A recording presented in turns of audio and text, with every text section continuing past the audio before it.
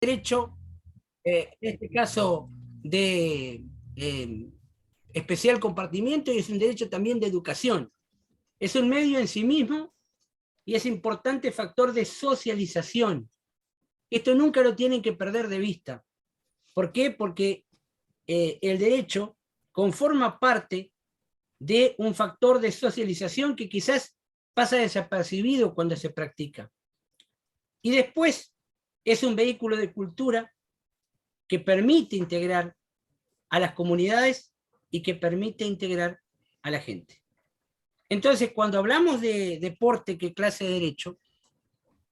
El deporte es la condición esencial que tiene, en este caso, el ser humano para dignificar la vida de las personas y mejorarnos a nosotros nuestra vida y como aporte del Estado.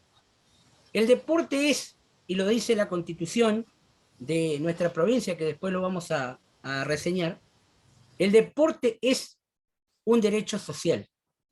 Lo dice el artículo 27 de nuestra Constitución. ¿Favorece la práctica? A ver, el Estado tiene que estar presente, por supuesto que sí, para favorecer la práctica de que todos los ciudadanos puedan participar, incluir a los que menos tienen, y tenemos que tener en cuenta las condiciones de género.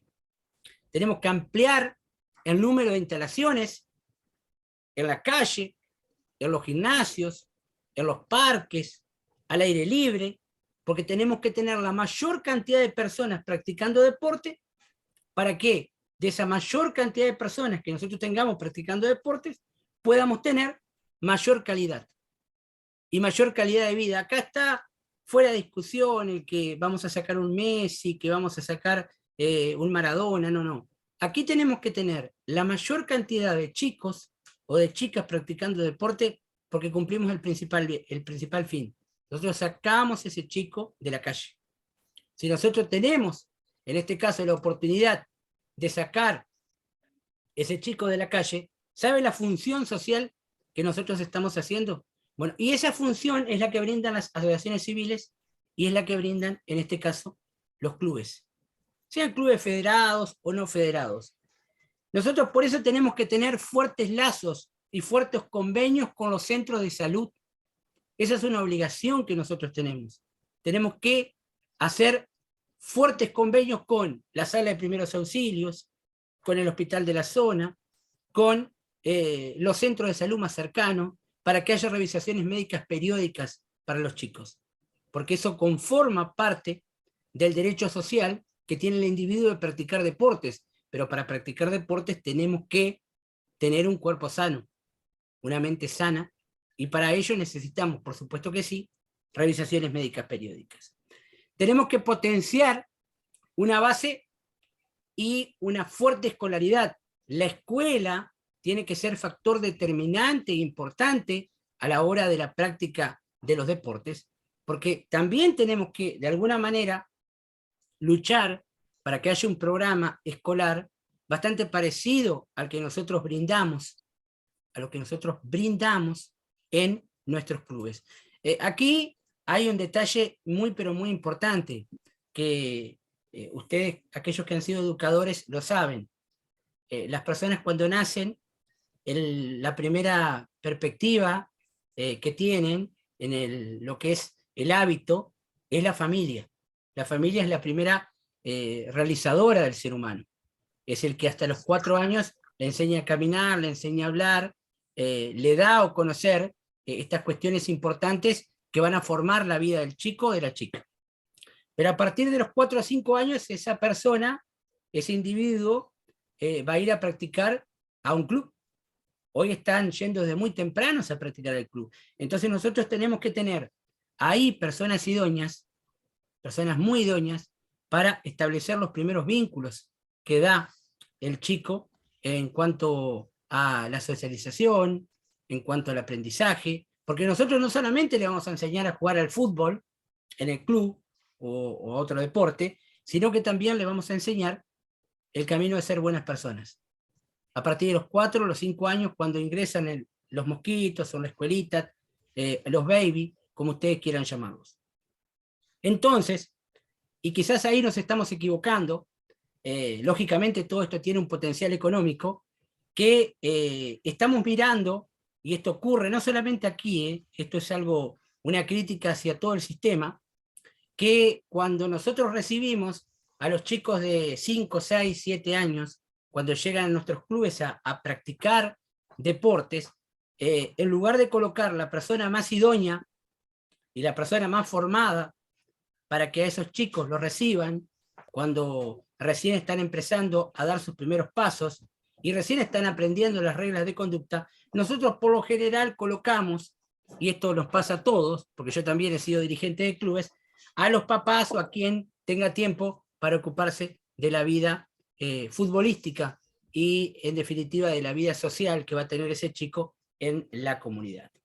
Nosotros debemos conseguir que el Estado y algunas, en esto del deporte social, por eso coloco el deporte que clase de derecho, y es un derecho social, un derecho humano, un derecho fundamental, un derecho cultural, debemos conseguir que las municipalidades y aquellas personas que están a cargo de la clase política nos creen los condimentos necesarios para que en esa etapa de formación tengamos un apoyo económico que es fundamental para que por lo menos, y esto se ha dado en algunas municipalidades de aquí de la zona, donde se pagan a los formadores deportivos. El que realiza el pago, lógicamente, es, en este caso, las municipalidades. Esto se da en algunos casos, por eso es importante, y se los repito, pero me parece que de alguna manera nosotros tenemos que trabajar para esto. La realidad es que, como se trata de un derecho social, la persona que quiera practicar deportes, lo debe hacer sin obstáculos. Entonces, nosotros tenemos hoy una mirada distinta, de acuerdo a la concepción del pronóstico de vida que tiene una persona. Hace 30, 40 años, el pronóstico de vida de una persona era de 60, 70 años. Hoy ha crecido en la Argentina y está muy cerca de los 80 años. Y eso hace de que ya no se le diga, en este caso, abuelos a las personas mayores de 55, 60 años. Hoy se habla de adultos mayores. ¿Por qué? Porque hoy el adulto mayor también practica deportes. Y es muy necesario que ese adulto mayor esté contenido en el club, porque ese adulto mayor hoy cumple la función de dirigente, pero también llega al club con ganas de todavía seguir haciendo cosas, con ganas de seguir dándole al club cosas importantes, y esto me parece que es un motivo para que muchos deportes que hoy se están practicando con mayores, tenemos los veteranos en el fútbol, están jugando hasta los 70 años prácticamente, más allá de que el seguro los acepta hasta los 65 años. Tenemos el Newcom, que es un deporte que nos lleva a los clubes a tener, primero, más personas compitiendo, pero también nos lleva a tener mayor cantidad de gente en el club, que nos genera un margen de beneficio importante, porque esa persona colabora, porque siente de que es el club de sus amores, y también ejerce quizás también la función de dirigente. Siguiendo con el desarrollo de estas cuestiones que tienen que ver con el deporte, qué clase de derecho, uno claramente lo ubica al deporte como un derecho social, con una fuerte incidencia en la Constitución de Entre Ríos. Después voy a hablar de ese tema, porque yo creo que hay algunas cosas que todavía tenemos que debatir del artículo 27, porque han dejado afuera un órgano fundamental, que es el COPRODE, el Consejo Provincial del Deporte. La verdad que es harto necesario para lo que es nuestro sistema, pero no funciona desde el año 2012. Lamentablemente no funciona desde el año 2012. Llega un tema donde es importante destacar, y me hago esta pregunta: si existe la autonomía del derecho deportivo. ¿Qué significa ser autónomo? Ser autónomo significa bastarse a sí mismo. Es decir que, en definitiva, la pregunta del millón es: ¿se basta a sí mismo el derecho deportivo? Algunos dicen que el derecho del deporte es una rama jurídica de novísima creación, de carácter autónomo, en sentido estricto, y que el derecho deportivo es la suma de las leyes internas creadas y formalizadas dentro y por imposición del deporte. Estos autores, entre los que está Lupo, Lira Filo, autores brasileños, Gil Domínguez, aquí en la Argentina, que trabaja mucho con el básquetbol, manifiestan de que existe, sí, la autonomía del derecho deportivo.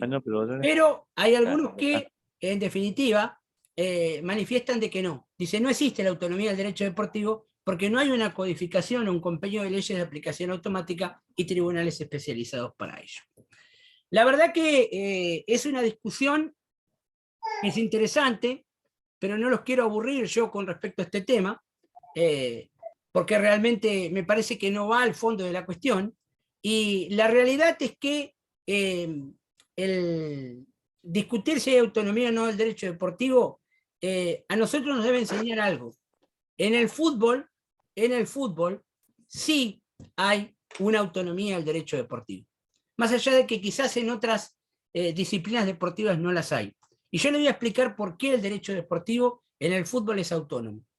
A ver, imaginemos que a un jugador de fútbol le den un año de pena. Un año porque agredió al árbitro y le aplicaron el artículo 183, por ejemplo. Que ese jugador de fútbol lo que hace es ir, recibe la pena del Tribunal de Disciplina, que es el órgano competente, y luego apela al Consejo Federal, al Tribunal de Disciplina del Consejo Federal. El Tribunal de Disciplina del Consejo Federal le dice de que no le va a descontar la pena, le sigue marcando el año de suspensión, y luego esa persona acude a la justicia ordinaria. Si el derecho deportivo, en este caso, no fuera, si el derecho deportivo no fuera autónomo, claramente, la justicia ordinaria podría sacarle esa pena. Yo les digo, con prácticamente seguridad rayana, de que no le van a sacar la pena. Usted puede ir a la justicia ordinaria de cualquier manera contra los tribunales disciplinarios y no va a haber forma que la justicia ordinaria le saque una pena que un tribunal de disciplina, ya sea del Consejo Federal, ya sea de la liga local, le ha dado a un jugador de fútbol. Distinto es el caso, y ahí ya entramos en una cuestión que tiene que ver con las libertades individuales, cuando, hablando de autonomía del derecho deportivo, se cuestiona los pases de los jugadores. Ahí nos encontramos con, sí, alguna corriente distinta. ¿Por qué? Porque si yo tengo una norma deportiva donde el pase del jugador, en este caso, es negado por un club, hoy por hoy estamos viendo, y esto ocurre porque hemos tenido muchas consultas, los jugadores lo que hacen es ir a la justicia ordinaria, primero mandan una carta de documento, ese no es la justicia ordinaria, pero bueno, establecen un litigio, y después sí van a la justicia pidiendo un amparo. Como en este caso afecta una libertad constitucional, que es el derecho a asociarse libremente, los jueces ahí sí tienen injerencia en el derecho deportivo, en el derecho del deporte, y contradiciendo lo que dicen las asociaciones deportivas, le otorgan el pase o la libertad de acción al jugador. Lo que yo manifiesto, y lo vuelvo a decir, es que lo que sí es totalmente autónomo es la decisión de los tribunales de disciplina. Es decir, la cuestión punitoria que tiene el derecho del fútbol, y aplicado no solamente en el fútbol amateur, nosotros hablamos de fútbol amateur, pero también en el fútbol profesional, y tenemos un ejemplo muy claro, que es el de Boca River, donde Boca terminó apelando al TAS, o si quieren ustedes pueden ver ahora lo que ocurrió con Chile y Colombia, donde Chile va a apelar al TAS seguramente después de la resolución de FIFA, pero nadie va a ir a la justicia ordinaria porque lo dejaron fuera del Mundial. Nadie va a ir a la justicia comercial por este tema, no. Van a tener que ir claramente para aplicar este razonamiento al derecho del fútbol. Después tenemos tres cuestiones que son muy importantes. A ver, tenemos el derecho deportivo, tenemos el derecho del deporte y tenemos el derecho, en este caso, al deporte. El primero de ellos es el primero, que es el derecho del deporte. Claramente, nosotros tenemos que el deporte es un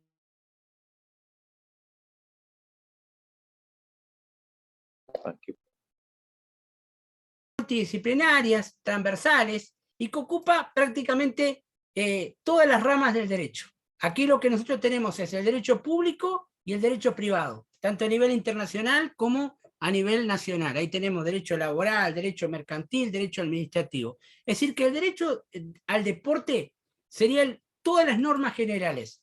Todo lo que, a ver, todas las normas que se puedan dar con respecto al deporte en lo privado y en lo público constituyen el derecho del deporte. Sería lo general, el bloque máximo. Una norma ordinaria que sale, como por ejemplo la ley 27.211, que es la ley de derecho de formación deportiva, constituye derecho al deporte. Una norma como la 26.665, que tiene que ver con la ley del deporte, constituye el derecho al deporte. Ahora, el derecho deportivo es una cosa totalmente distinta. ¿Qué es el derecho deportivo? El derecho deportivo es el sentido estricto. Son las normas que son instituidas por las asociaciones, federaciones, por las ligas, por los clubes, que integran el ambiente deportivo. ¿Qué está ubicado ahí en derecho deportivo? El derecho deportivo nosotros ubicamos estatutos, reglamentos, la competencia, el sistema disciplinario, entre otros. Es decir, que hay una diferencia. El derecho del deporte es lo global, todo. Ahí tenemos normas privadas y públicas, normas que impone el Estado y normas que imponen las asociaciones. Ahora, en el derecho deportivo, nosotros ahí tenemos la especialidad de la materia. Tenemos las normas que generan los clubes, los tribunales, los estatutos y todas las normas que nosotros generamos porque somos los que practicamos deportes. Ahora, después tenemos una tercera definición, y esta, les digo, no la van a encontrar en ningún libro porque la he creado yo, que tiene que ver con el derecho al deporte. Y me parece que es muy importante, porque esta se refiere a la posibilidad que tiene todo ser humano de ser incluido en la práctica activa del deporte. Pero aquí no tenemos que ser, porque si no somos demagogos, porque siempre hay una pelea de decir, no, bueno, tenemos que incluir a todos de la misma manera. No, tenemos que buscar una igualdad entre iguales, tenemos que buscar equidad. Entonces tenemos que identificar las necesidades y las posibilidades de cada persona para que pueda practicar deportes. Y aquí nosotros lo que hacemos es dividir en categorías, porque no podés colocar un nene de 8 años a jugar en una categoría de 12. Entonces nosotros categorizamos. Lo que hacemos es dividir en categorías, dividir en sexos, que esta es una discusión tremenda, una discusión tremenda porque hoy la cuestión de géneros nos está atravesando y tenemos que muchas veces comulgar con algunas cuestiones que tienen que ver con los cambios, no de sexo, sino los cambios de género, que hacen de que se hace muy difícil poder definir algunas cuestiones, poder limitar. Tenemos también fallos judiciales con respecto a este tema, que tienen que ver, por ejemplo, con que algunas niñas de menores de 12 años quieren jugar con los varones, y encontramos algunos jueces que, afincados en los derechos del niño, hacen de que sea permitido. De hecho, hemos tenido ejemplos en la Federación Entrerriana de Fútbol de una nena que jugaba muy bien, de Paraná, que jugó en la categoría sub-11 y que, bueno, se le permitió jugar porque había un fallo judicial que ampara que las niñas menores de 12 años puedan ser incluidas entre los varones, creando aquí una singularidad que es muy importante, que va llevando de alguna manera a AFA a pensar que antes de los 12 años puede existir un deporte mixto. Esto, a ver, hay que pensarlo de esta manera. Hoy por hoy, después de los 12 años, no encontramos muchas referencias de niñas jugando con los varones, porque ahí sí ya hay prohibiciones, porque aparte, cuando vos preguntás en AFA o en el Consejo Federal, te dicen, mirá, hay un reglamento creado para el fútbol masculino y hay un reglamento creado para el fútbol femenino. Pero bueno, después tenemos algunas cuestiones que traspasan esta síntesis que se hacen del derecho deportivo y con algunas apelaciones que se hacen en la justicia ordinaria, donde también, por medio del amparo, nos encontramos con estas situaciones de que en esta inclusión, yo vuelvo a decir que la igualdad uno tiene que interpretarla en igualdad entre iguales, es la única forma de interpretar la igualdad entre iguales, porque muchas veces yo, hablando de esto, les decía lo de la discriminación positiva. ¿Por qué? Porque hay que discriminar en forma positiva, porque si alguna vez, y esto puede ocurrir, una nena quiere jugar con los varones, atendiendo a la discriminación positiva, si tiene menos de 12 años, se le permite jugar. Ahora, si fuera el caso contrario, que un varón, por ejemplo, quisiera jugar al vóley o al hockey en un lugar donde alejado de la ciudad no tiene competencia entre los varones, porque no hay hockey de varones y tampoco hay vóley de varones, y quisiera jugar con las mujeres, ahí la discriminación no sería aceptado. ¿Por qué? Porque en este caso no se priorizaría el derecho del niño a poder asociarse. ¿Por qué? Porque estaría obteniendo una ventaja deportiva realmente importante.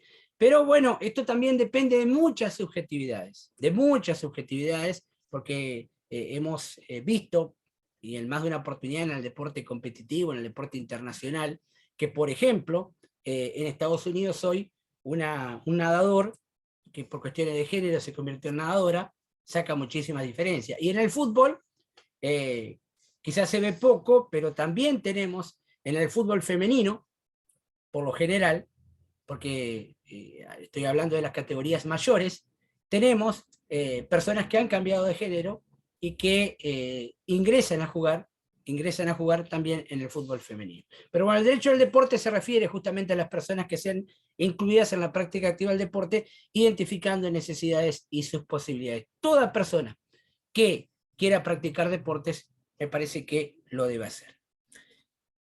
Pasamos al tema importante, muy importante, digo yo, porque es una pregunta que nos hacemos todos. ¿Está la palabra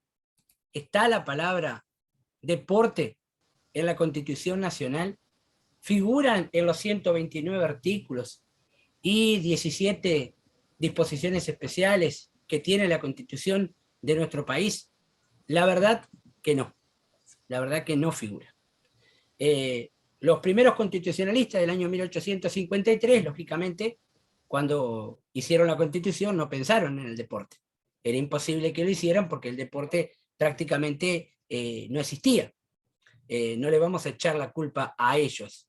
Pero la realidad es que cuando nosotros hicimos de alguna manera el cambio de constitución, la última constitución, que fue la de 1994, los constitucionalistas de 1994 perdieron una gran oportunidad de agregar la palabra deporte en nuestra constitución, porque la palabra deporte no existe en nuestra Carta Magna. Cuando nosotros, que somos cultores del deporte, nos preguntamos por qué, y debido a la importancia que tiene el deporte en nuestra vida diaria y en nuestra vida común, te dicen de que es un derecho no enumerado. ¿Y qué es un derecho? Un derecho es algo que nosotros tenemos y nadie nos puede quitar. Detrás de cada derecho siempre hay una necesidad. Y el derecho, más allá de que todos los derechos son importantes, y por ahí hay una pelea de decir cuál es más importante, hay un choque de derechos, para que sea más importante todavía debe estar enumerado, debe estar ubicado en el derecho positivo. La verdad que en la Constitución argentina no existe la palabra deporte. Sí se lo puede encontrar en los tratados de derechos humanos, que están reconocidos por la Constitución a partir del año 1994. Y también, es importante decirlo, aparece en ciertos artículos de la Constitución. El artículo 14, ahí encontramos la libertad de asociarse libremente. El artículo 42, que habla del derecho al consumidor, generalmente, y después lo vamos a ver a esto cuando hablemos de responsabilidad objetiva, de que la persona que compra una entrada es asumible como consumidor, porque va a ver un espectáculo y consume ese espectáculo, y entonces el proveedor es el que le vende la entrada y el consumidor es el que la compra. El artículo 75, inciso 19, donde están todos los pactos internacionales, y el artículo 43, donde están las reglas del amparo. Para destacar, el deporte es un derecho social, y por supuesto que yo creo que sería necesario la constitucionalización del derecho deportivo. Los derechos sociales son llamados derechos de prestación o prestacionales. Mire qué importante, porque persiguen lo colectivo más allá de lo individual. A ver, si yo digo el deporte es un derecho social, ¿y qué otro derecho social? El trabajo, la educación, la salud, la recreación y el deporte. Pero ¿cuándo tienen efectividad esos derechos? Cuando el Estado asume las cargas y las obligaciones. Ahora, yo digo trabajo, digo educación, digo salud, y yo lo encuentro en la Constitución como derecho enumerado. Ahora, cuando yo digo deporte, no lo encuentro en la Constitución como derecho enumerado. Entonces, no es una cuestión menor. Todos estos derechos son derechos de segunda generación. De segunda generación. Confieren al individuo no el poder de elegir, pero confieren al individuo, como todo derecho de generación, de segunda generación, el derecho a exigir.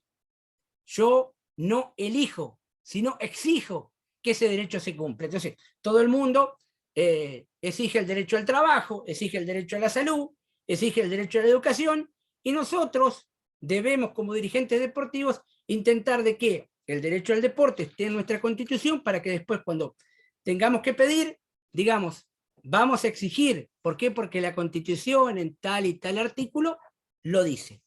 Los derechos de segunda generación son los derechos económicos, son los derechos sociales, son los derechos culturales, y su reconocimiento fue posterior, lógicamente, a los derechos de primera generación, que fueron los derechos civiles y políticos. El deporte debe estar en nuestra Constitución, porque en definitiva es un derecho fundamental, que tiene una conexión con todos los otros derechos. Si decimos derecho fundamental, quizás estemos asustando a algunos, decir, no, pero no es un derecho fundamental, pero sí es un derecho fundamental, porque sirve para legitimar con mucha claridad la orientación de lo que son las partidas públicas y de las políticas públicas que se deben cumplir en torno al deporte. A ver, uno habla del deporte y dice, yo tengo el deporte para desarrollarme socialmente. El deporte me sirve de vehículo con fines educativos. Y el deporte me sirve de vehículo con fines sociales.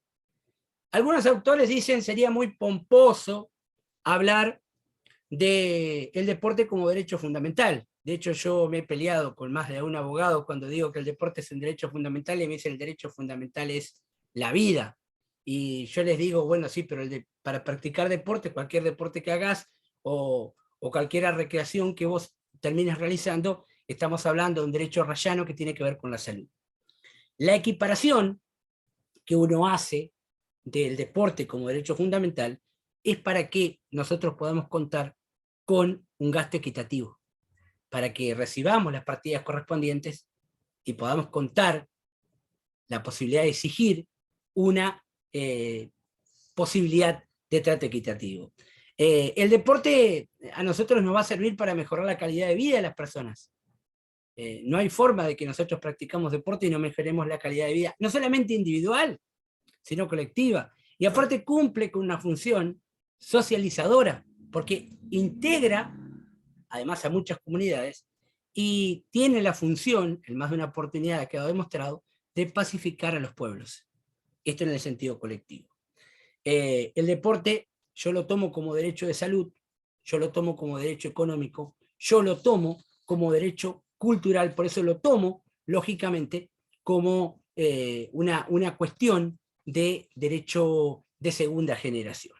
Bueno, cuando hablaba claramente de la Carta Magna nuestra, bueno, no existe, será una cuestión de pelea, de las próximas generaciones seguramente, cuando haya un cambio, cuando realmente haya un cambio en nuestra Constitución, lo que nosotros debemos pedirle a nuestros legisladores, que lo primero que acepten, lo primero que intenten lograr, es colocar la palabra deporte en la Constitución nacional. Bueno, siguiendo con el recorrido de este flyer que le estoy mostrando, que decía de que no existe en nuestra Constitución nacional, sí existen las constituciones provinciales.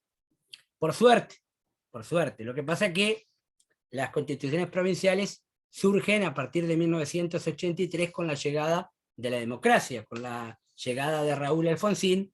Existe, en este caso, un fuerte condimento de colocar en nuestras constituciones la palabra deporte. Aparece en la del Chubut, en el artículo 32, en la Río Negro, artículo 38, San Luis en la 36, Santa Fe en la 24, Santiago del Estero en la 38 y 211, Tierra del Fuego en el artículo 24, en Cava en el 33, San Juan en el 25, y en el 251, Córdoba en el 23, y Entre Ríos en el artículo 27. En el artículo 27. A ver, claramente tener el bloque de que figure el deporte en nuestra Constitución es muy, pero muy importante. Yo les quiero decir de que el constitucionalismo forma parte de la lucha del hombre por la libertad. Eso es el constitucionalismo. Es la Carta Magna, es el poder supremo. En la antigüedad se tenía la idea de Estado fin sobre el individuo. La felicidad del individuo era la misma que la del Estado, esa es la idea común que tenía Aristóteles en su momento. El cristianismo claramente nos ocupó de la justicia terrenal. Una de las frases más comunes del cristianismo es dar al César lo que es de César y a Dios lo que es de Dios. En la Edad Media faltó la libertad individual y en el Renacimiento surge el constitucionalismo. Y entonces claramente con la llegada de la Revolución Francesa nosotros tuvimos una constitución escrita, con una base de libertad y de igualdad recogida en la Constitución de Estados Unidos, en la de Argentina, y una cuestión que tiene que ver con el constitucionalismo social que nace con la Primera Guerra. La Constitución es la ley suprema. Entonces nosotros debemos bregar de que en nuestro país aparezca el nombre deporte en nuestra Constitución.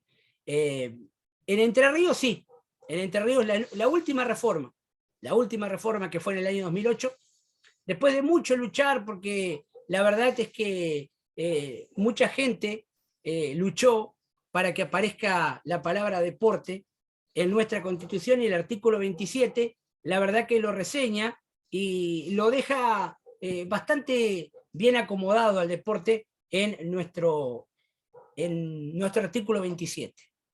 El deporte es un derecho social, dice la Constitución de Entre Ríos, promueve, facilita, integra y desarrolla la actividad del deportista, y crea el Consejo Provincial del Deporte. Lamentablemente, digo lamentablemente, porque hay cuestiones que son las teóricas y después las prácticas. Uno de los cultores del constitucionalismo en Entre Ríos es, en este caso, el doctor Martínez, que escribía justamente acerca de lo que es nuestra Constitución y el deporte en la Constitución provincial. Y claramente Javier Gustavo Martínez había hecho un hermoso escrito acerca de lo que proponía el deporte en nuestra Constitución provincial, diciendo de que el Estado reconoce al deporte como derecho social. Y decía claramente de que al incorporar nuestra provincia al deporte como derecho social, el Estado asumía la responsabilidad de hacer realidad su existencia, de protegerlo, procurando que otras personas u organismos no perpetren abusos contra él, y deben realizarlo haciendo efectivo en la práctica, adoptando las medidas para seguirlo. Por ello, en la provincia de Entre Ríos, decía el doctor Martínez, deja de ser una actividad social, predominante privada, con el esfuerzo casi exclusivo de las personas o familias que lo practican, para consolidarse en un derecho donde el Estado debe tener una presencia más decisiva en su existencia. Pero el artículo 27, dice Martínez, no es solo una declaración política, sino que a la vez profundiza 3 acciones concretas de actuación. La primera se refiere a la posición del Estado frente al deporte. Promover la actividad deportiva para la formación integral de la persona, facilitando las condiciones materiales, profesionales y técnicas para su organización, desarrollo y el acceso a las prácticas en igual de oportunidades. Pero además, decía su escrito, de que asegura a través del Consejo Provincial del Deporte la participación de la comunidad deportiva en la elaboración, definición y coordinación de las políticas para el área. Mire qué importante, la creación del Consejo Provincial del Deporte, la ley 1340/91. La realidad es que la ley del deporte, creada en 1990, con varios, seguramente aquí tenemos varias personas que quizás estuvieron presentes en la creación de esa ley provincial, cuya estructura, composición está regulada por el capítulo 3. La verdad es que el Consejo Provincial del Deporte funcionó a medias y dejó de existir en el año 2012. Nadie sabe las razones, pero desde el año 2012 que no tenemos Consejo Provincial del Deporte. Y la verdad que era un espacio muy, pero muy interesante, donde había 8 representantes por los municipios, 8 representantes por los clubes, 8 representantes por las federaciones, más los representantes de la Agencia Entre Ríos Deportes, hoy desaparecida, la presencia de un representante por salud, la presencia de un representante por el periodismo, para que en definitiva se tomen decisiones muy importantes. ¿Cómo se manejaban los fondos del Consejo Provincial del Deporte? A través del FOPRODER, Fondo Provincial del Deporte. Lamentablemente, hoy el Consejo Provincial del Deporte, que sigue estando, que es un organismo constitucional de la provincia de Entre Ríos, no está, no aparece. Por último, dice el artículo 27, preserva en un marco de solidaridad comunitaria y educativa la existencia de instituciones deportivas con fines sociales, protegiendo su infraestructura.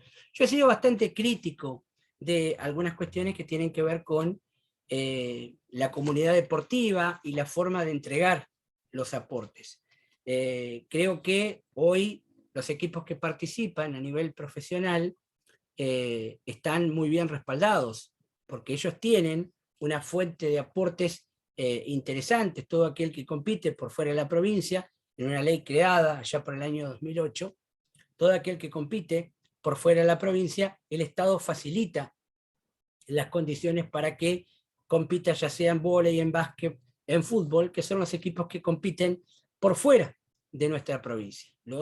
En este caso, aportes que se le dan a esas instituciones. Además, hay un aporte importante de parte del Estado provincial, que ahí es donde aparece, justamente por eso se han creado estas facilidades y se respetan estas normas, que es el aporte que se le hace a las asociaciones, que se le hace a las federaciones, para que ellas desarrollen la práctica del deporte. Donde a mí me parece que estamos por ahí fallando es en el tema del aporte para el incentivo al deporte amateur.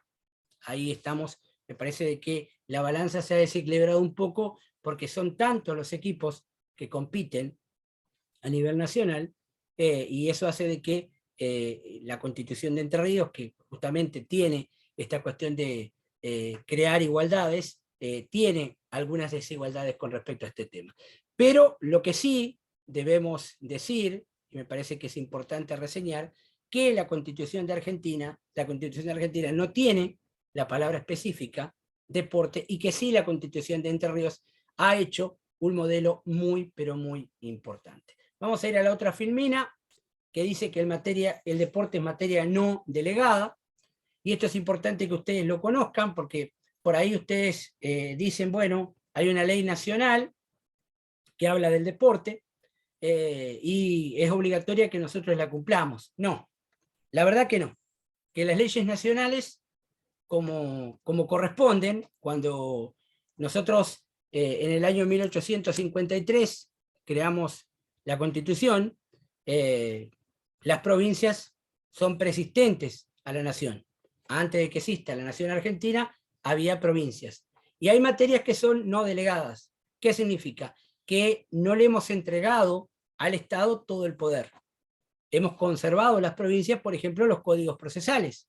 A ver, nosotros sabemos que el Código Penal es de vigencia nacional. Sabemos que el Código Civil es de vigencia nacional, pero que el Código Procesal es de vigencia provincial. Hay tantos códigos procesales o códigos de procedimiento como tantas provincias hay en nuestro país. Y lo mismo ocurre con algunas actividades especiales, como el deporte. Entonces, ¿qué significa esto cuando yo digo es materia no delegada? Que el Estado provincial, cada Estado, regula el deporte. En este caso, la provincia de Entre Ríos es el que lleva a cargo la regulación del deporte. ¿Y qué significa esto? Que ejerce, por ejemplo, el poder de policía, que otorga y fiscaliza las personas jurídicas. Usted, por ejemplo, quiere constituir una persona jurídica, y para poder constituirla, una persona jurídica, una asociación civil, de primero, segundo, tercer grado, usted la va a tener que constituir, si está dentro de la provincia de Entre Ríos, en la Dirección de Inspección de Personas Jurídicas de la provincia de Entre Ríos. No va a poder constituirla en Buenos Aires, en Chaco o en Santa Fe. ¿Por qué? Porque justamente la aceptación y la otorgación le corresponde a la provincia de Entre Ríos. Además, la provincia dicta las normas contravencionales, supervise y controla que se cumpla. Generalmente estas normas a través del poder de policía. Entonces, ¿qué ocurre con las normativas nacionales? Como por ejemplo la ley del deporte. Bueno, todas estas quedan supeditadas a que haya adhesión de la provincia. Si la provincia adhiere a la norma, por ejemplo, la 2665, la 27202, que son normas deportivas, la restricción, ahora tenemos algo muy común que aplica a la policía, que es el decreto E354 /2017, que es restricción administrativa de concurrencia en los estadios. Bueno, en este caso se trata de una normativa nacional, pero que cuenta con adhesión de nuestra provincia, y como nuestra provincia adhiere, lógicamente se debe cumplir. Esto es así. El deporte es materia no delegada. Corresponde a cada provincia imponer cuáles son las cuestiones que se van a manejar. Pasamos a la otra filmina, que tiene que ver con las constituciones latinoamericanas. En esto voy a ser bastante rápido, porque si no se nos hace largo el bloque. A ver, tenemos la educación física y deporte son dimensiones esenciales de la educación. El Estado debe promover la educación física y la práctica deportiva. El deporte es popular, educativo, económico, social y cultural. El sistema deportivo es federativo, no federativo, asociativo, no asociativo e individual. Esto corresponde a el pensamiento universal del deporte. La Carta de la UNESCO de 1978 dice que el deporte es un derecho fundamental para todos. Es la Carta Internacional de la Educación Física y la Actividad Física y el Deporte. La Carta de la ONU, de la Organización de las Naciones Unidas, de París 1978, dice que promueve el acercamiento de pueblos y personas a través de la solidaridad, fraternidad y respeto y reconocimiento de la dignidad humana.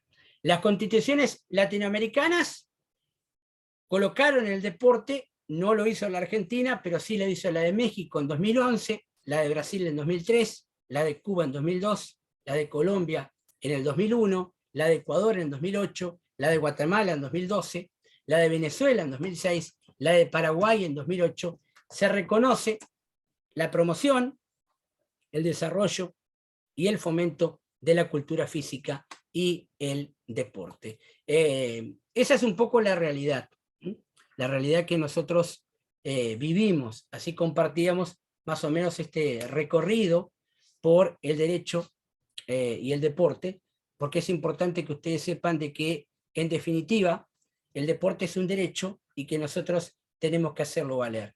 Después hay una historia del por qué algunas constituciones han establecido como resorte fundamental el derecho a colocar por encima de todas las capacitaciones que tienen que ver con el deporte, con la cultura, con la salud. Y bueno, esto tiene que ver también con un mensaje político, que se requiere para que, en definitiva, nosotros podamos expandirnos. Muchos por ahí desprecian el deporte y trasladan los gastos, es decir, cuando hacen el sistema de corporación de desarrollo de gasto, dicen, bueno, tengo 100.000 pesos, pongo estos ejemplos, es mucho más, ¿no? Y digo, distribuyo 50.000 en educación, distribuyo 40.000 en cultura y pongo 10 en deportes. Y el deporte constituye un fuerte elemento de la cultura, un fuerte elemento de la cultura. No es, a ver, cuando uno va, por ejemplo, a Arabia Saudita hoy, y lo primero que te van a decir es Messi, por dar tu nombre, o te pueden decir Maradona, o pueden hablar quizás de Ginóbili.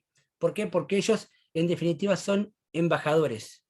Embajadores. No de su conducta, porque en definitiva eso forma parte de la vida privada, forma parte de cada uno. Pero desde la esencia de lo que han hecho de la parte deportiva. Y eso es lo importante. Entonces, el vehículo es un gran viaje, un gran vehículo que nos permite llevar la cultura a todas partes. Imaginemos un detalle, esto generalmente aquellos que me siguen en los cursos, lo he dicho en más de una oportunidad.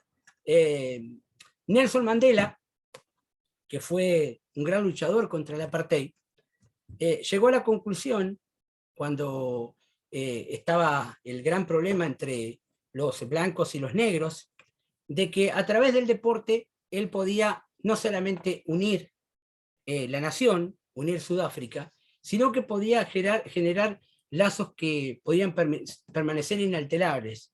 De hecho, Sudáfrica es una nación donde, parece mentira, el rugby es un deporte que practican los blancos, y el fútbol es un deporte que practican los negros.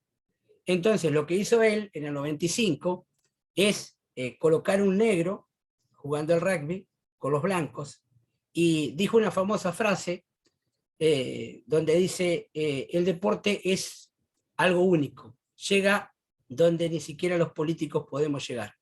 Es tan importante que permite unir dos razas antagónicas que han estado peleadas durante siglos. Nelson Mandela logró en 1995 ser campeón de rugby. Eso es una anécdota, quizás podía haber perdido la final y igualmente el pueblo se iba a unir, pero logró por mucho tiempo lograr una unidad a través del deporte. Nosotros tenemos muchos ejemplos aquí en la Argentina, de los 12, ejemplos de los buenos y de los malos. Si le quiero contar el ejemplo malo, puede ser el Mundial 78, donde todos sabemos lo que ocurría mientras se disputaba el mundial, pero fíjense el peso que tiene el deporte, que Argentina organizó en plena dictadura militar un mundial, el Mundial de 1978, y sirvió en aquel momento para darle oxígeno, darle gas al gobierno militar. La obtención del triunfo, en este caso, no es anecdótica, pero le permitió a la Argentina, que armó un muy buen equipo, con César Luis Menotti, no se discuten las condiciones del equipo, pero le permitió perpetuarse algún año más. Entonces, imaginemos no el peso específico que tiene el deporte, no solamente aquí, sino en el mundo. Imagínense ahora, y nos trasladamos a lo que viene. Fíjense en lo destacado que es el deporte, que Qatar, que tiene una selección mediocre y que tiene todo el dinero del mundo, lleva el Mundial de Fútbol a jugar, construye estadios. ¿Por qué? Porque a través de lo que es el juego, que nosotros por ahí interpretamos que es lo más importante, hay una forma de vivencia cultural que traspasa, traspasa lo que es el juego mismo. La cantidad de crisoles de razas que viajan, en este caso, para ver un mundial, ya sea de fútbol, ya sea de básquetbol, del deporte que sea, más allá de que ya lo hemos hablado en una oportunidad, el fútbol pasa por todas las fronteras y es el deporte más, pero más popular. Bueno, en esto cerramos este bloque que tiene que ver con el derecho al deporte. He decidido, en este caso, tomar un poco menos de tiempo para habilitar a las preguntas que ustedes crean convenientes, aquellas personas que quieran, en definitiva, preguntar sobre cualquier tema, lo dejamos abierto para que en definitiva, compartamos un poco de debate o un poco de comentarios en esta fría noche de viernes, porque realmente está frío aquí en mi ciudad. Los escucho. Que pongan el emoji y levantar la mano. Levantan la mano y le habilitamos el micrófono.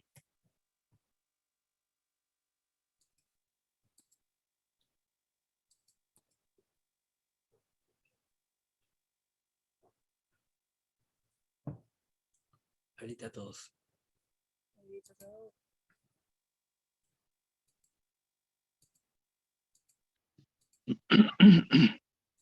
Voy habilitando los micrófonos al que quiera preguntar sobre cualquier tema.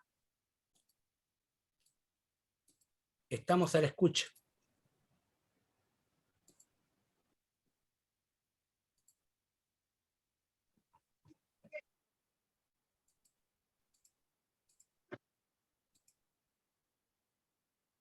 Acá hay uno que escribió: me interesa saber si hay algún material que podamos acceder sobre el hablado. Sobre el tema de los materiales, yo les voy a compartir material escrito. Claramente tengo material sobre todos estos temas que voy hablando, porque lógicamente tengo columnas mías escritas, pero además tengo columnas de autores mucho más prestigiosos que yo, hablando de estas cuestiones que tienen que ver con el derecho deportivo y esta charla que hemos tenido en el día de hoy. Así que aquellas personas que nos mandaban mensaje, que nos preguntaban acerca de, en definitiva, si tenemos material, sí lo tenemos.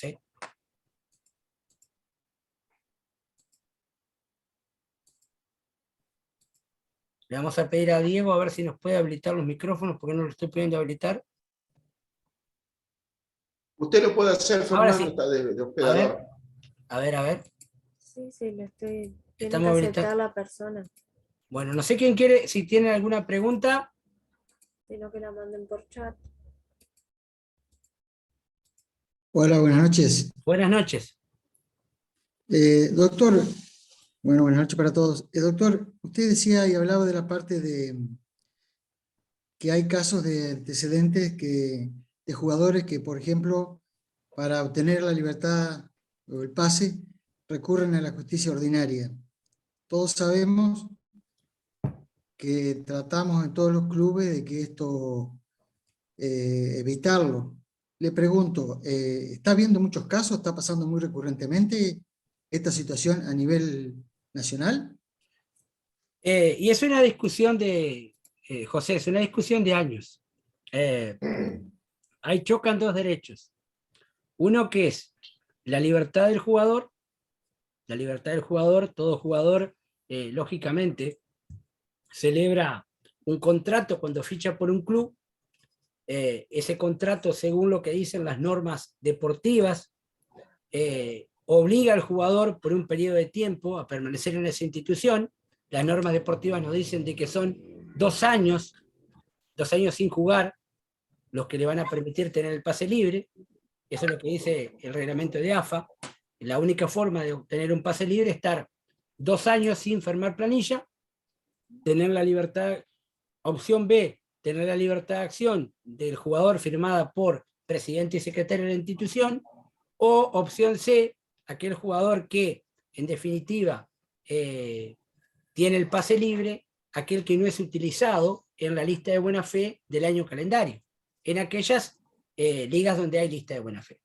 Pero está ocurriendo, sí, son varios los pases, está ocurriendo en todas las ligas, que el jugador lo que hace es, cuando solicita el pase, un equipo B le solicita el pase a un equipo A, por no dar nombres, la institución se lo niega, no transfiere los derechos, ese jugador va, envía una carta de documento a la institución, no lo hace la institución, que quede claro, lo hace el jugador solicitando, asesorado por un abogado, solicitando la libertad de acción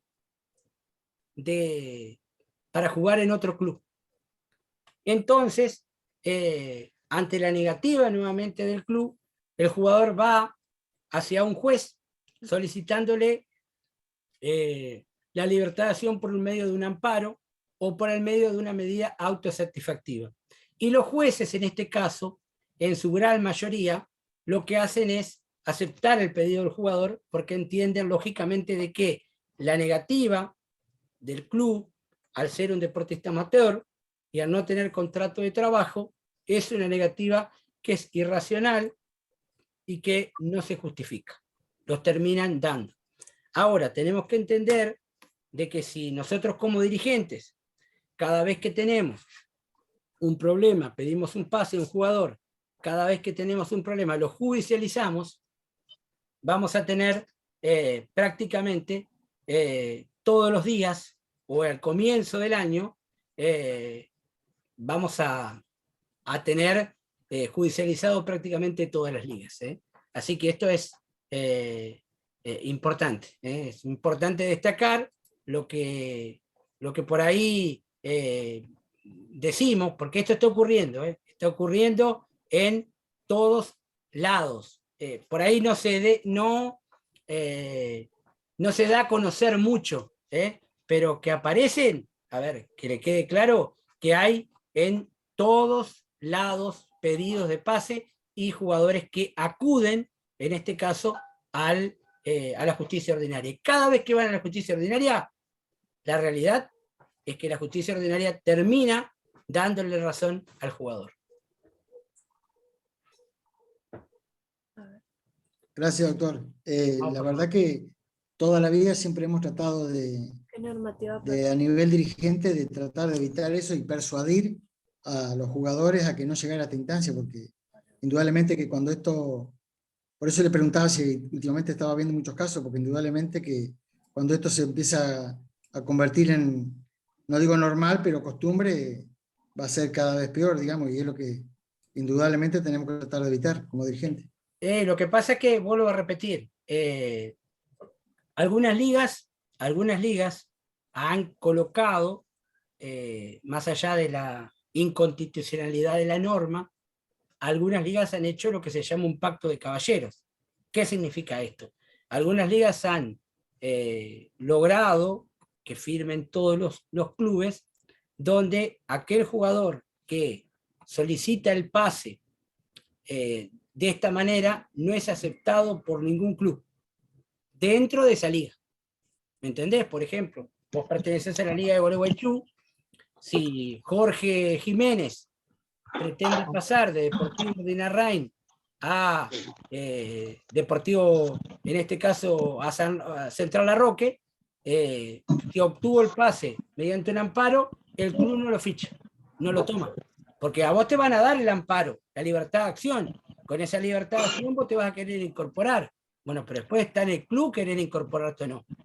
Porque el club no tomándola, lógicamente no va a haber forma. Bueno, algunas ligas han celebrado esos convenios. Lógicamente, son convenios, vuelvo a decir, anticonstitucionales, atropellan derechos fundamentales, pero es una forma de protección que han encontrado algunas ligas para poder frenar esta cuestión que cada vez es más preocupante. Sí, de hecho, perdón. Ay, perdón. No, sí, sí. La Liga de Gualeguaychú tenemos ese pacto de caballeros. Eso existe. Y gracias a Dios no se ha presentado. Así que bueno, gracias, doctor. Perfecto. Sí, la Liga de Colón tiene un mismo sistema. Aquí en Colón está desde hace algunos años y bueno, generalmente nadie ha saltado el charco, pero bueno, yo he visto en otras ligas de que sí se ha judicializado esta cuestión y bueno, de alguna manera tenemos que evitarlo. Bien. Actualmente, Fernando, sí. Escucho. A ver. ¿Quién estaba hablando? Yo quería hablar. Sí, sí, hable. Sí, buenas noches. Escúchame, le consulto.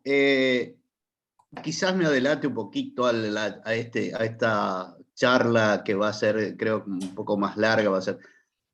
En el asunto del sistema Comet, ¿la ficha individual va a seguir existiendo? ¿Va a seguir sirviendo como papel, digamos, de inscripción de los jugadores o no?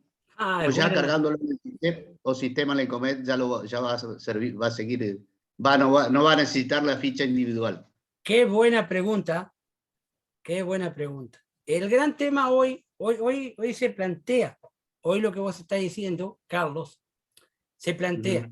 ¿Sabes por qué?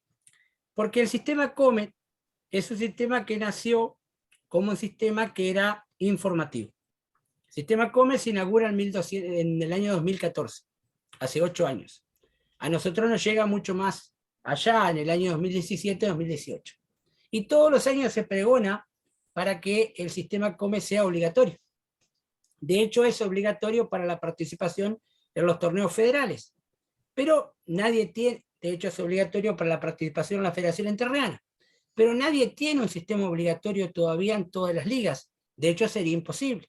Hay algunas ligas que no lo podían cumplir porque todavía no lo tienen ayornado. Vos tenés que tener en cuenta que tenemos 230 ligas, 229, 230 ligas que están afiliadas al Consejo Federal. La realidad es que en el principio de los tiempos, en el principio hace 8 años, 9 años, el sistema Comet era informativo. Entonces yo decía de que era la prueba, seguía siendo lo que vos conocés como el nombre de el fichaje, que es la doble ficha de inscripción. La fotito del jugador, el número de documento, el DNI, la firma del papá y la mamá, en el caso que sea menor de edad y en el caso que sea mayor de edad, la firma de él. Eso era lo que tenía valor, claramente. Entonces yo, para oponerme al Comet, lo que hacía era presentar esa ficha. Y tenía mucho más valor la ficha que el sistema Comet. Pero ahora, atención, que ha comenzado a cambiar. Cada vez se va avanzando más con el sistema Comet. ¿Por qué? Porque el sistema Comet ya ha dejado de ser constitución de información, sino que ahora termina siendo prácticamente un sistema que es de prueba. Algunos fallos del Consejo Federal, que es el tribunal, porque a ver, yo te puedo decir, mirá Carlos, yo desde mi idea me parece que la fichita de papel va a seguir teniendo valor, pero el Consejo Federal a través del Tribunal de Disciplina, y si vos tenés un inconveniente en tu liga, protestás al Tribunal de Disciplina de tu liga, terminás apelando al Consejo Federal. Hoy el Consejo Federal le está dando mucha importancia al sistema Comet. Yo creo que nos van a permitir un añito más, que es lo que nos queda de este año. Pero el año que viene, si no podés ordenarte con el sistema Comet, se va a correr el riesgo, y yo creo que aquí va a haber que hacer un trabajo hormiga, un trabajo muy bueno, se va a correr el riesgo que muchos jugadores que están fichados en un club, porque ese club no los pueda fichar convenientemente en el sistema Comet, les terminen, si vos querés, permítame la expresión, robando a ese jugador, porque lo van a dar de alta, lo van a verificar y lo van a subir al sistema Comet y vos te vas a quedar con el papelito, pensando de que eso te va a dar certeza. En este momento, año 2022, yo creo que el papelito todavía tiene valor, pero lo que yo no te aseguro es que para el año 2023 esto pueda ser así. Es un tema que hace muchos años lo venimos repitiendo, claramente, de que la prueba seguía siendo el papel, pero hace varios años que te vienen advirtiendo que hay que colocar el sistema Comet, que tenés que tener el sistema Comet, y claramente hay que colocarlo, porque si no quedás afuera del sistema, Hoy el Comet es prácticamente constitucional registrativo. Antes era informativo, cambió. Algunos me preguntan, ¿tiene valor una ficha de menor de 8 años? Los jugadores se fichan a partir de los 8 años. Los jugadores, la normativa, las ligas fichan al jugador después de los 8 años. ¿Por qué? Porque el Consejo Federal permite el fichaje del jugador a partir de los 8 años de vida. A partir de los 8 es que uno puede hacer ese reconocimiento contractual del jugador con un club. Ficha que debe estar perfectamente divisada. Impresión dígito pulgar, la fotito del jugador, la firma de los que ejercen la responsabilidad parental y todo listo para que se pueda jugar. No sé si te contesté, Carlos, pero bueno, esa es mi visión. Una respuesta media. Perfecto. No, Bueno. perfecto. Fue entendido. Gracias, Perfecto. Hola, buenas noches, ¿me escuchan? Sí. Hola. Hola. Buenas noches. Respecto al sistema Comet, bueno, que yo te estaba escuchando que para el año que viene, pero este año la federación lo está exigiendo por el tema de los torneos de la categoría sub-13, sub-17 y sub-15 creo que es. Perfecto. ¿No es así? Y sí, está perfecto, te lo aclaré. Te dije de que a nivel torneo federal y a nivel federativo, que es la federación, cuando vos hagas la inscripción tenés que utilizar el sistema Comet, que por ahora en las ligas, porque no todas las ligas pueden llegar a tener orquestado todos los jugadores. Hay ligas que recién están comenzando con el sistema Comet y el software no es tan fácil.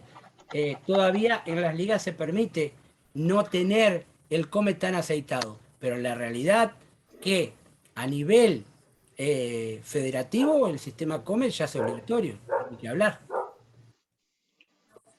Claro, pero está bien, esa ficha que vos decís, el sistema Comet te lo larga, con la impresión, con la foto, con todo, y hasta para que firmen los padres, por eso ya de automático. Sí, está perfecto, pero yo te estoy... ¿En qué me preguntas vos? ¿De la edad? Bueno, se le cortó. No te entendí la pregunta.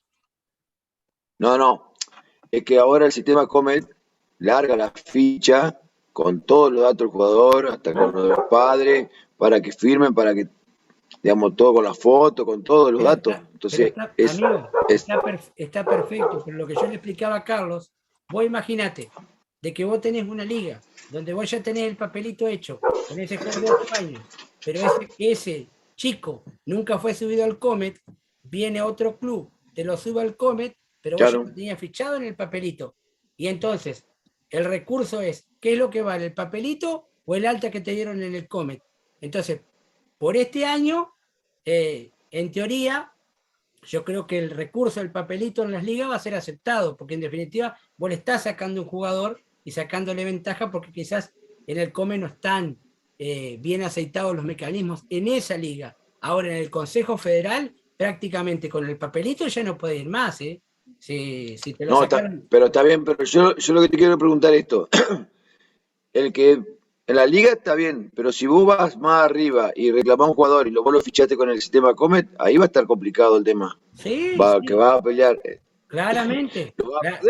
La liga, entre la liga puede ser entre los clubes de una liga, pero si vos vas más arriba y vos fichaste jugador en el sistema Comet, ¿lo verificaste? ¿Fuiste? No, bueno. En una palabra. No es tan así. No es tan así porque más allá, a ver, los tribunales tienen también información. Entonces los tribunales actúan en el caso particular. Entonces, por lo general piden, hacen una interconsulta, averiguan y de acuerdo al sistema de la liga, ellos también, si no sería un eterno, a ver, yo me aprovecho de una liga y le comienzo a sacar jugadores porque no lo tiene cargado el Comet. También existe el principio de buena fe.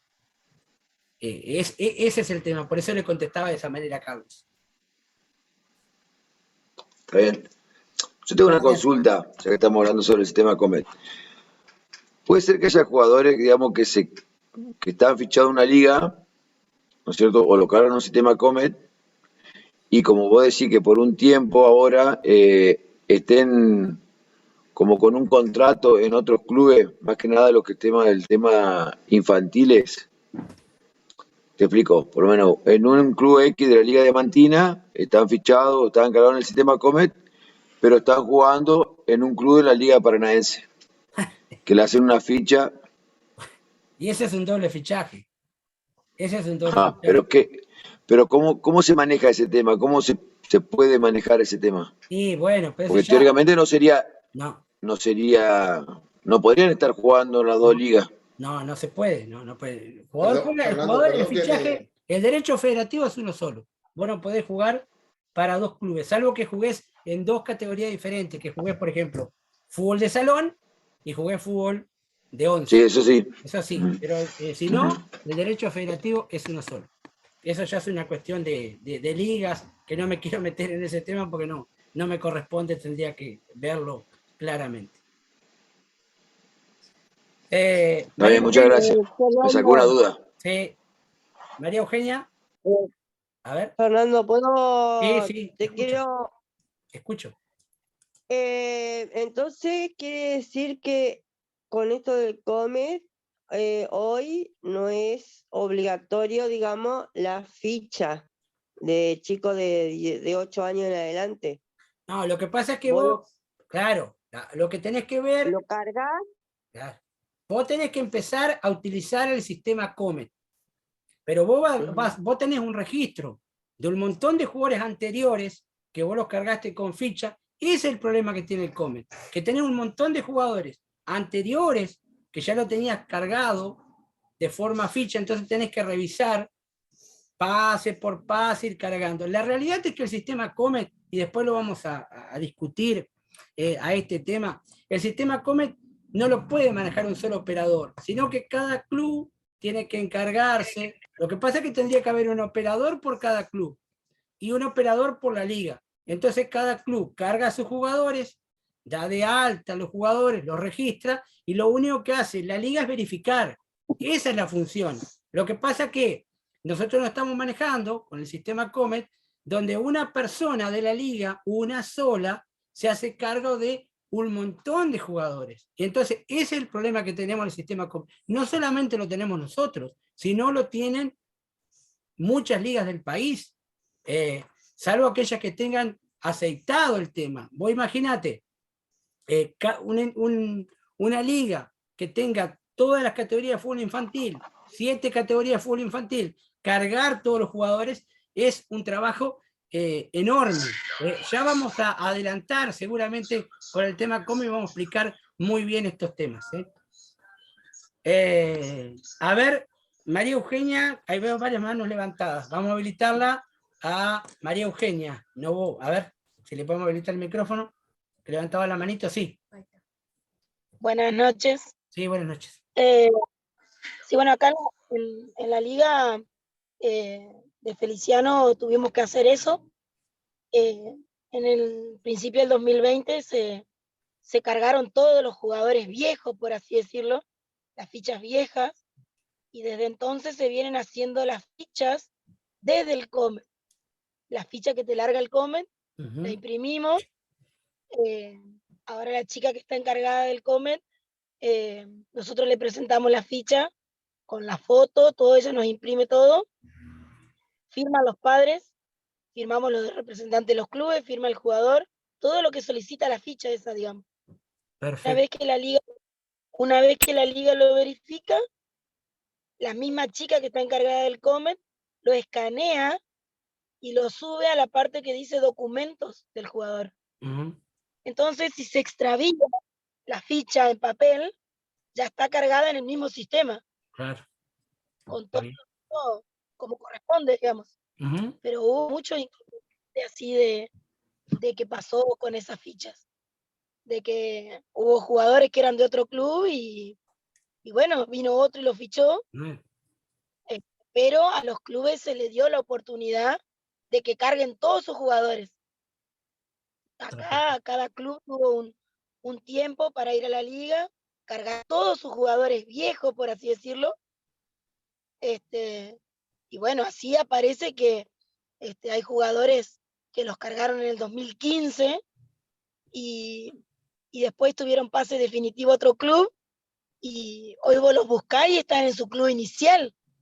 ¿Por qué? Porque nunca se cargaron los pases, así que otro laburo, cargar todo lo que son los pases definitivos. O sea, es un sistema muy lindo porque no hay cómo trucharlo, por así decirlo. Queda También, todo registrado, sí, traste, todos los cambios del jugador. La pero verdad que es un... cuando tengas la particularidad de tener gente idónea que pueda hacer el servicio, si no es complicado. Exacto. Bueno, nosotros en la Liga de Feliciano se solicitó al Comet Ujú. una clave para cada club porque Sí. es tedioso, como vos Sí, decís. sí, sí. Llegaron jugadores de quinta, segunda y primera. Ahora Ok. se está cargando el fútbol femenino, otro trabajito. Pero es un sistema muy lindo, muy... Perfecto. Gracias, Laura. Vamos a Esther. A ver si, que levantó la manito. A ver si está, que quería preguntar.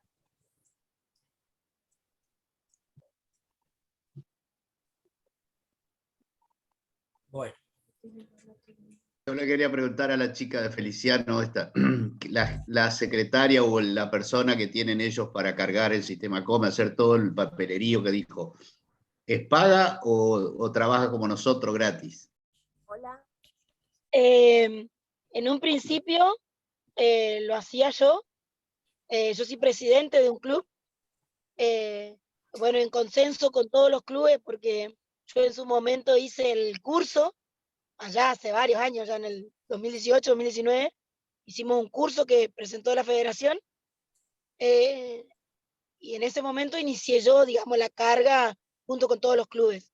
Yo particularmente lo hice gratis, pero porque por una cuestión de que avancemos y no nos quedemos en el tiempo, pero la chica que está hoy sí, se le paga y por cada ficha que ingresa se le paga un monto. A ella sí se le paga, digamos. Perfecto, muchas gracias. A ver, Valeria Cantero, te escucho. Soy Esther. Hola, A ver. ¿me escucha? Esther. Sí, escucha, Esther. Volviendo de nuevo al tema anterior que estabas tratando de los pases que se piden a través de la justicia ordinaria. ¿Qué herramienta o qué normativa puede amparar al club en ese caso? Y mirá, al club lo único que lo protegen son las leyes deportivas. Las leyes deportivas indican de que el club puede negar, como indica el reglamento de transferencias interligas y como indica el reglamento que ustedes deben tener en cada liga, puede negar el jugador sin siquiera dar razones.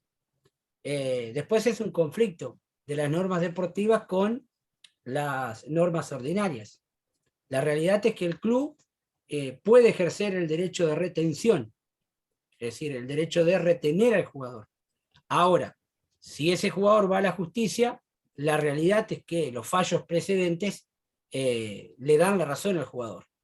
El jugador, el club, la única reglamentación que tiene son las normas deportivas. Las normas deportivas que aceptamos todos los clubes cuando jugamos un deporte.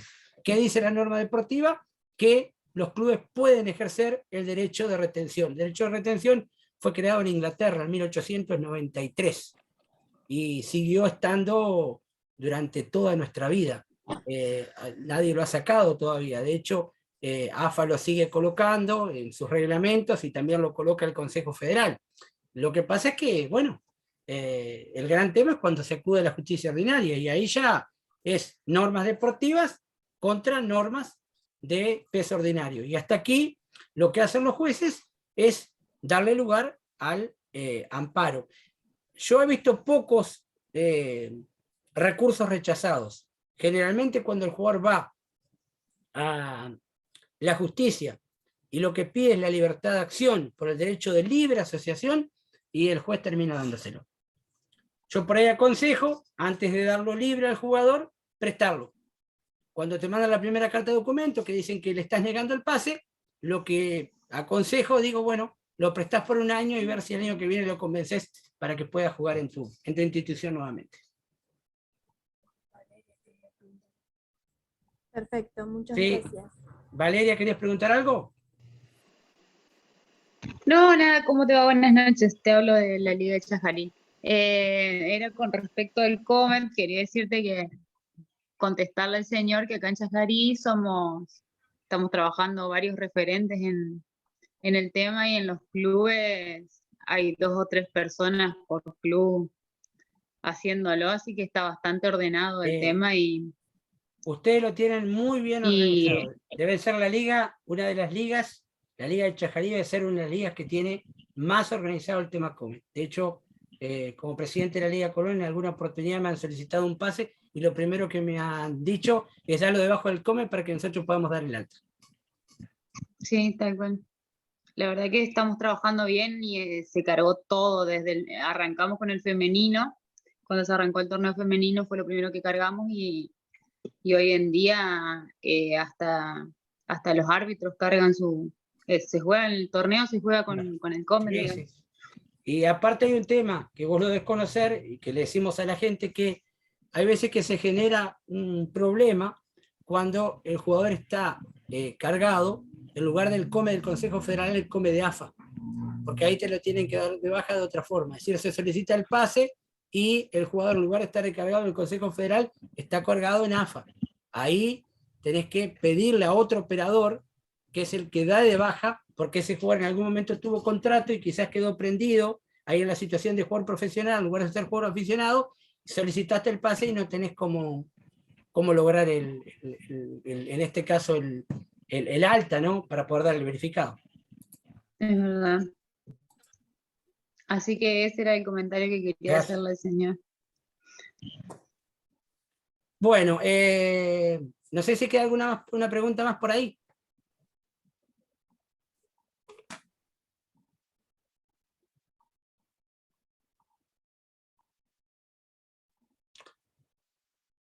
Cerramos por hoy. Son las 22.